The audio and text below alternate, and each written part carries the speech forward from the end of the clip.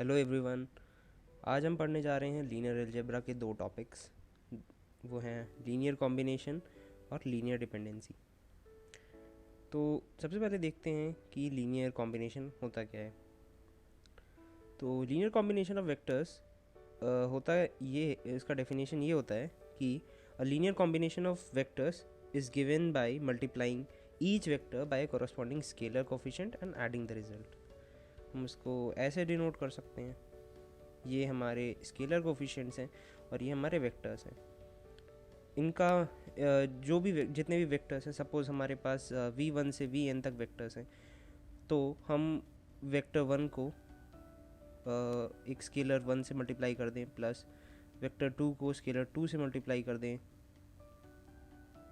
Plus dot dot dot dot vector n को scalar n से multiply कर दें। तो ये जो हमारे पास नया वेक्टर रिजल्ट जो आएगा वो वेक्टर होगा linear combination of these vectors v1 to vn। तो जैसा कि हम यहाँ देख सकते हैं, scalar 1 into vector 1 plus minus scalar 2 into vector 2 scalar 3 into vector 3। तो ये जो हमारा जो नया वेक्टर एज अ रिजल्ट आएगा वो लीनियर कॉम्बिनेशन होगा of these n vectors v1 to vn। तो अब हम देखते हैं लीनियरली डिपेंडेंट वेक्टर्स क्या होते हैं। Linearly dependent vectors are a set of vectors in which at least one vector can be written as a linear combination of other vectors. सबसे पहले एक चीज़ हम ध्यान देते हैं कि only a set of vectors can be linearly dependent। हमसे ऐसे कोई अगर पूछ रहा है कि बताओ एक वेक्टर v1 दिया हुआ है, v1 एक वेक्टर दिया हुआ है, तो क्या ये लीनियरली डिपेंडेंट है या नहीं है, तो ये क्वेश्चन ही गलत है। ये एक इलॉजिकल क्वेश्चन है, क्योंकि जब भी हम लीनियरली डिपेंडेंट वेक्टर्स निकालते हैं, पता करते हैं कि क्या ये वेक्टर्स लीनियरली डिपेंडेंट हैं या नहीं है, तो हमेशा एक सेट में देखते हैं v1 v2 v3, एक ऐसे हमें एक सेट दिया रहेगा वेक्टर्स का। तो हमें उस सेट में से बताना होगा क्या ये वेक्टर्स जो हैं वो लीनियरली डिपेंडेंट वेक्टर्स हैं या नहीं है। तो हम जैसा कि डेफिनेशन है, हम डेफिनेशन के हिसाब से देखते हैं कि लीनियरली डिपेंडेंट वेक्टर्स एक्चुअली होते क्या हैं। Linearly dependent vectors are a set of vectors in which at least one, ये वर्ड आप ध्यान रखिए, at least one vector can be written as a linear combination of other vectors.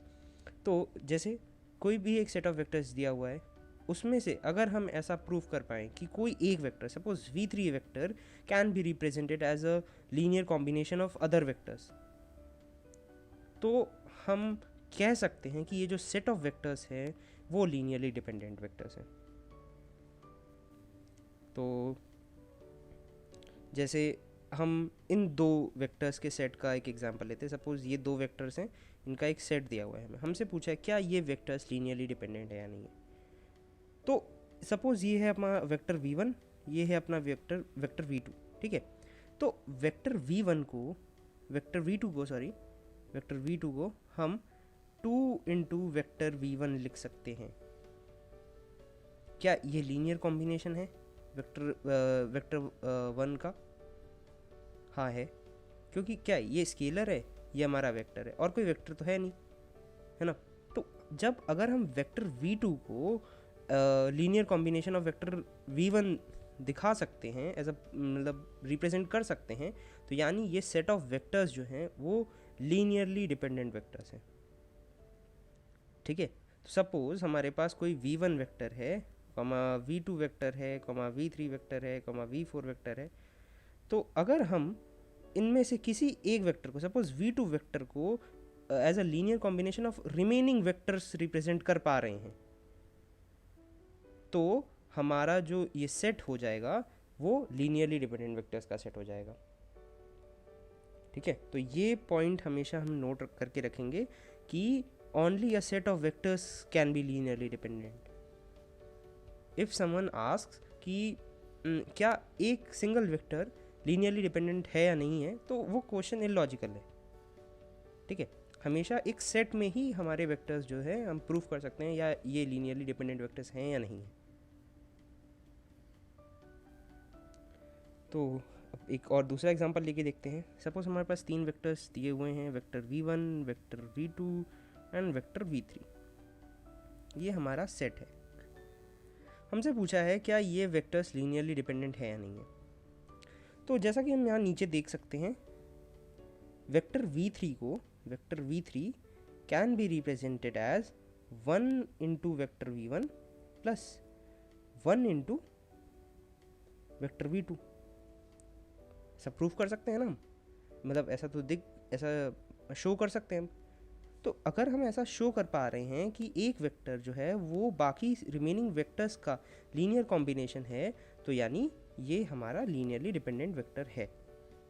ये जो set है हमारा, this is a set of linearly dependent vectors.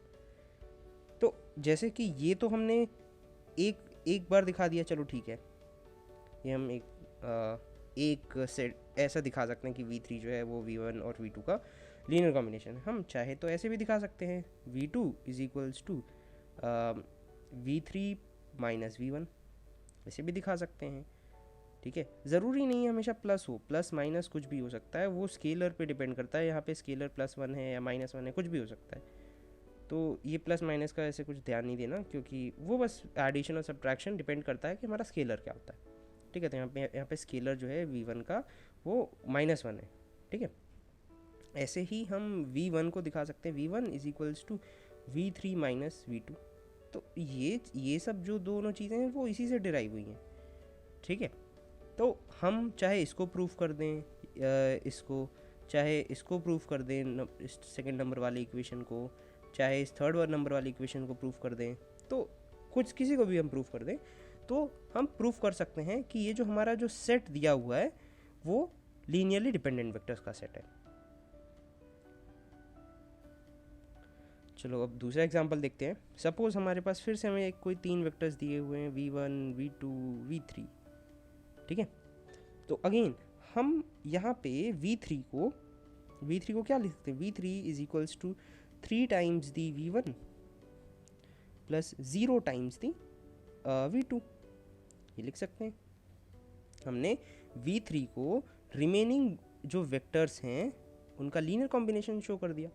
अब देखिए यहाँ पे जो स्केलर है, स्केलर कोई भी रियल वैल्यू हो सकता है। हमें नोट करने के लिए एक पॉइंट लिखा हुआ है हमारे पास, coefficients can be any real number. तो 3 एक रियल नंबर है, 0 भी एक रियल नंबर है। तो इन रियल नंबर्स का यूज़ करके एज अ स्केलर अगर हम लीनियर कॉम्बिनेशन शो कर सकते हैं रिमेनिंग वेक्टर्स का किसी एक वेक्टर के लिए, तो वो जो सेट है वो लीनियरली डिपेंडेंट वेक्टर्स का सेट है। तो ये जो सेट है हमारा, ये भी हमारा लीनियरली डिपेंडेंट वेक्टर्स का सेट है। तो एक और एग्जांपल देखते हैं। उससे पहले एक पॉइंट यहाँ पे लिखा हुआ है, if I can express just one of the vectors as a linear combination of other vectors then the set is linearly dependent. अगर मैं प्रूव कर सकता हूँ, एक्सप्रेस कर सकता हूँ किसी एक वेक्टर को बाकी रिमेनिंग वेक्टर्स का लीनियर कॉम्बिनेशन, तो वो हमारा जो सेट होगा, सेट ऑफ वेक्टर्स होंगे, वो लीनियरली डिपेंडेंट वेक्टर्स होंगे।